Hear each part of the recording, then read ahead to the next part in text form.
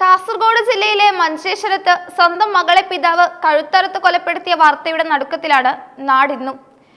കുഞ്ചത്തൂർ തൂമിനാട് സ്വദേശിയായ 18-കാരി മറിയം ജുമൈലയാണ് ലഹരിയുടെയും പകയുടെയും ക്രൂരമായ ഇരയായിത്തീർന്നത്. ലഹരിക്കടിമയായ ഒരാൾക്ക് എങ്ങനെ സ്വന്തം മകളെ പോലും തിരിച്ചറിയാൻ കഴിയാത്ത വിധം ക്രൂരനാകാൻ കഴിയുന്നു എന്നതിന്റെ ഭീകരമായ തെളിവാണ് ഈ സംഭവം നൽകുന്നത്. പിതാവായ ഉമർ ഫാറൂഖ് തന്റെ കയ്യിൽ ഒളിപ്പിച്ചു വെച്ചിരുന്ന മാരകായുധം കൊണ്ട് സ്വന്തം രക്തത്തെ ഇല്ലാതാക്കിയപ്പോൾ തകർന്നു പോയത് ഒരു കുടുംബത്തിന്റെ മുഴുവൻ പ്രതീക്ഷകളാണ്. ലഹരി മരുന്നുകളുടെ ഉപയോഗം അതിർത്തി ഗ്രാമങ്ങളിൽ എത്രത്തോളം വലിയ സാമൂഹിക പ്രത്യാഘാതങ്ങൾ ഉണ്ടാക്കുന്നു എന്നതിന്റെ ഒടുവിലത്തെ ഉദാഹരണമായി ഈ സംഭവം മാറിയിരിക്കുന്നു. ലഹരിക്ക് അടിമയായ ഉമർ ഫാറൂഖും ഭാര്യയും തമ്മിൽ ദീർഘകാലമായി കടുത്ത അസ്വാരസ്യങ്ങൾ നിലനിന്നിരുന്നു. വിദേശത്ത് ജോലി ചെയ്തിരുന്ന ഉമർ ഫാറൂഖ് 3 മാസം മുമ്പാണ് നാട്ടിലെത്തിയത്. എന്നാൽ നാട്ടിലെത്തിയ ശേഷവും ലഹരിയോടുള്ള ആസക്തി കുറഞ്ഞില്ലെന്ന് മാത്രമല്ല, അത് വർദ്ധിക്കുകയും ചെയ്തു. ലഹരി ഉപയോഗിച്ചെത്തി വീട്ടിൽ സ്ഥിരമായി വഴക്കുണ്ടാക്കുന്നത് പതിവായതോടെ ഭാര്യയും മകളും ഇയാളെ വീട്ടിൽ നിന്ന് പുറത്താക്കിയിരുന്നു.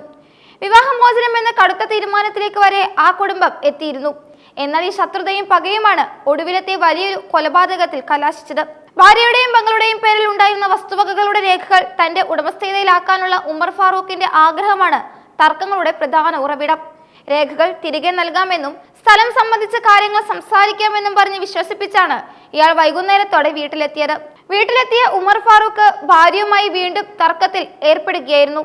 ഈ സമയത്താണ് ജുമൈല ഇടയിൽ ഇടപെടുന്നത്. വാക്കുതർക്കം രൂക്ഷമായതോടെ പ്ലാൻ ചെയ്തതുപോലെ താൻ കരുതിയിരുന്ന കത്തിയെടുത്ത് ഉമർ ഫാറൂഖ് ജുമൈലയുടെ കഴുത്തിൽ ആഴത്തിൽ വെട്ടുകയായിരുന്നു.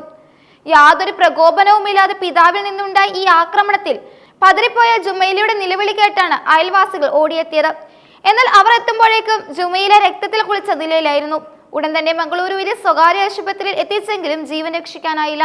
ഒരു പിതാവ് തന്റെ മകൾക്ക് സുരക്ഷ നൽകേണ്ടതിന് പകരം അവളുടെ ജീവൻ കവർന്നത് പ്രദേശവാസികളെ വലിയ രോഷത്തിലേക്കും ദുഃഖത്തിലേക്കും നയിച്ചു. ഉമർ ഫാറൂഖിന്റെ ക്രിമിനൽ പശ്ചാത്തലം പരിശോധിച്ച പോലീസിന് ഞെട്ടിക്കുന്ന വിവരങ്ങളാണ് ലഭിച്ചത്. ഇയാൾ ഇതിനു മുൻപും നിരവധി ലഹരിമരുന്ന് കേസുകളിലും അക്രമ കേസുകളിലും പ്രതിയായിട്ടുണ്ട്. വിദേശത്തായിരുന്നപ്പോൾ പോലും ഇയാളുടെ ലഹരി ഉപയോഗം വലിയ പ്രശ്നങ്ങൾക്ക് കാരണമായിരുന്നു. കുടുംബാംഗങ്ങൾ പലതവണ ഇയാളെ തിരുത്താൻ ശ്രമിച്ചെങ്കിലും ഫലമുണ്ടായില്ല. ജുമൈലയ്ക്ക് 18 വയസ്സ് തികഞ്ഞതിന് പിന്നാലെ ഉണ്ടായ ഈ ദാരുണാന്ത്യം ഒരു കുടുംബത്തിന്റെ തണൽ നഷ്ടപ്പെടുത്തിയതിനോടൊപ്പം തന്നെ ലഹരി വിരുദ്ധ പോരാട്ടങ്ങളുടെ പ്രാധാന്യം ഒരിക്കൽ കൂടി ഓർമ്മിപ്പിക്കുന്നു. സംഭവ സ്ഥലത്ത് വെച്ച് തന്നെ മഞ്ചേശ്വരം പോലീസ് ഉമർ ഫാറൂഖിനെ കസ്റ്റഡിയിലെടുത്തു. ഇയാളുടെ ലഹരി ഉപയോഗത്തെക്കുറിച്ചും കൊലപാതകത്തിന് ഉപയോഗിച്ച ആയുധം എവിടെ നിന്ന് സംഘടിപ്പിച്ചു എന്നതിനെക്കുറിച്ചും പോലീസ് വിശദമായ അന്വേഷണം നടത്തി വരികയാണ്.